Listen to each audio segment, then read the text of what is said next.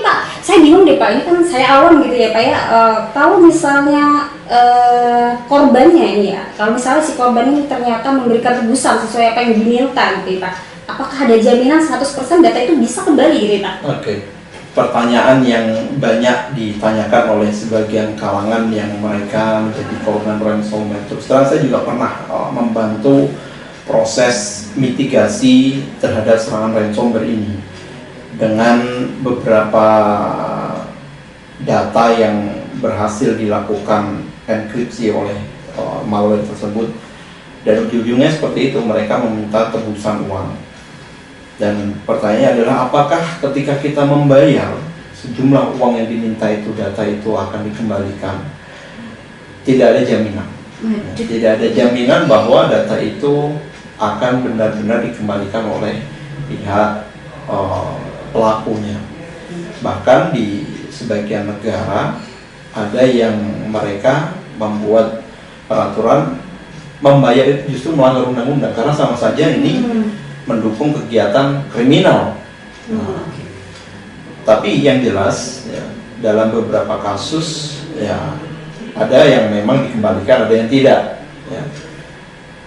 Dan ini memang menjadi dilema ya, karena kalau seandainya kita membayar ya, terus nanti datanya benar-benar dikembalikan, itu juga nggak ada jaminan mereka nggak akan ngebocorin data kita, gitu kan? Karena kan data mereka udah dapat nih, terus kita bayar, kita ngomong ke mereka, ini aku bayar sekian, tolong datanya jangan dibocorkan ya. Emang siapa yang bisa ngejamin? Data ini oleh mereka kan dijual di forum underground ya, di mana data ini bisa dikonsumsi oleh pihak-pihak cyber kriminal yang lain pula untuk melakukan aksi yang selanjutnya. Misalkan dari data itu mereka nanti akan gunakan untuk ya disalahgunakan untuk hal yang lain, misalkan datanya Mbak gitu ya oleh pihak si hacker ini dipakai untuk membuat melakukan registrasi terhadap pinjaman online atau yang semacamnya. Ya intinya mereka bisa gunakan itu untuk apapun. Ya nanti kan ada validasi dan sebagainya, itu mereka punya sudah mengetahui ya bagaimana cara menggunakan data itu. Artinya data itu akan kepakai oleh mereka. Jadi apakah mereka pasti akan mengembalikan data kita? Bisa ya, bisa enggak. Tapi kalaupun mereka mengembalikan data kita, nggak ada jaminan bahwa mereka nggak akan membocorkan data kita itu ke orang lain. Kan kalau kita lihat dalam kasus yang kemarin itu kan dia hackernya bilang kita akan berikan waktu sampai tanggal sekian jam sekian. Betul. Kalau enggak, ini saya akan jual ke pihak yang lain. Oke, katakan kita bayar. Dari mana kita bisa tahu bahwa mereka nggak akan menjual lagi? Kan kita nggak tahu. Ya, jadi memang ini tidak bisa dijadikan sebagai sebuah ukuran ya, bahwa memang dia bakal keep datanya, nggak bisa.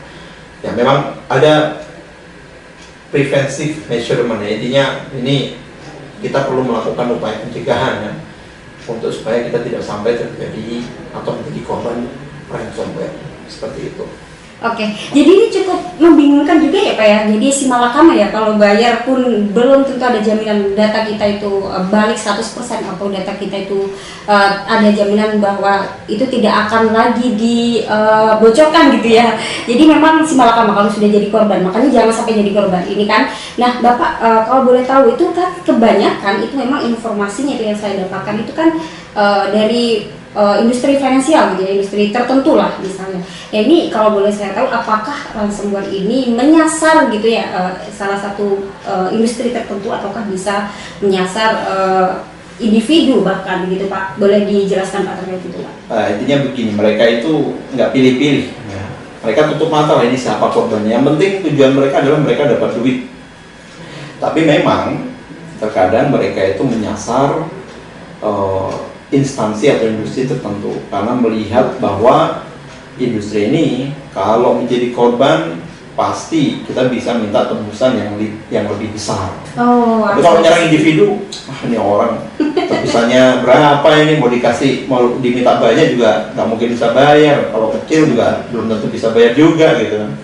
Nah, jadi terkadang memang mereka ini menyasar sebagian industri-industri yang mereka profitable seperti manufacture, terutama finance, bahkan sektor kesehatan, rumah sakit pun tidak lepas dari target transformation, even instansi pendidikan. Kenapa? Karena di situ ada data. Oke, gitu ya Pak ya. Berarti ya Pak memang berarti setiap bisnis gitu ya, setiap data penting itu bisa berpotensi untuk dijadikan bahan gitulah untuk diserang oleh para hacker gitu di luar sana. Termasuk data kita pribadi. Jadi setiap bisnis punya potensi untuk itu. Ini Pak, ada artikel nih Pak, penting Pak. Ini saya baca. Ternyata ada artikel serangan ransomware di Indonesia peringkat 3 di Asia Tenggara Pak. Indonesia di peringkat 3 untuk jumlah serangan ransomware. Jadi berarti artinya dari berita ini cukup banyak juga ya serangan ransomware itu Pak. Mereka tidak bekerja secara individu. Jadi mereka ini ada komplotan-komplotan yang juga ikut bekerja sama untuk mendukung atau mereka supaya target dari modus operandinya tindak kriminalnya itu berhasil. Sehingga proses yang mereka lakukan itu bukan sesuatu yang sifatnya sebentar. Jadi mereka itu juga mempelajari targetnya sebelum mereka, ya seperti umumnya pelaku kriminal gitulah ya. Kalau ada orang maling mau merampok sebuah toko emas misalkan, dia akan melihat ini tokonya segede apa ini. Oh, udah riset duluan ya? Iya, dia melakukan riset. Ini kira-kira nanti kalau mau ngebobol pintunya pintu yang mana nih? Kalau pintu depannya ada tralisnya, ini jelas susah. Ada CCTV-nya jelas, nanti ketahuan. Udahlah lewat genteng misalkan. Kalau lewat genteng sebelah kanan, nanti di sana ada tembok, wah resiko ketahuan. Nah, lewat pintu sebelah bawah mungkin. Nah, jadi mereka akan mencoba untuk mencari celah. Sehingga waktu untuk mereka mendapatkan informasi itu ya membutuhkan proses yang tidak sebentar. Intinya mereka akan mempelajari, even begini Mbak, mereka juga akan mencari potensi, ada nggak sih nih orang dalam yang bisa dijadikan sebagai partner. Ya, orang dalam ini nggak harus karyawan yang tetap di situ, nggak harus. Siapa tahu ada vendor yang mungkin dia mau diajak kerjasama atau perekanan dari korbannya itu, anak magang mungkin Pak ya apapun itu ya. Jadi saya nggak bicara kasus yang kemarin seperti itu, bukan, tapi kita bicara bahwa hal seperti itu mungkin dilakukan oleh mereka. Mereka hanya butuh satu pintu masuk untuk bisa menyebarkan ransomware-nya itu. Dari mana mereka bisa mendapatkan pintu masuk? Ada banyak cara. Nah, hacker kebetulan tahu ini ada satu sistem, satu server ada celahnya nih. Dia berhasil masuk ke situ. Nah, itu bisa jadi awal mula bagaimana hacker bisa masuk dan kemudian menyebarkan.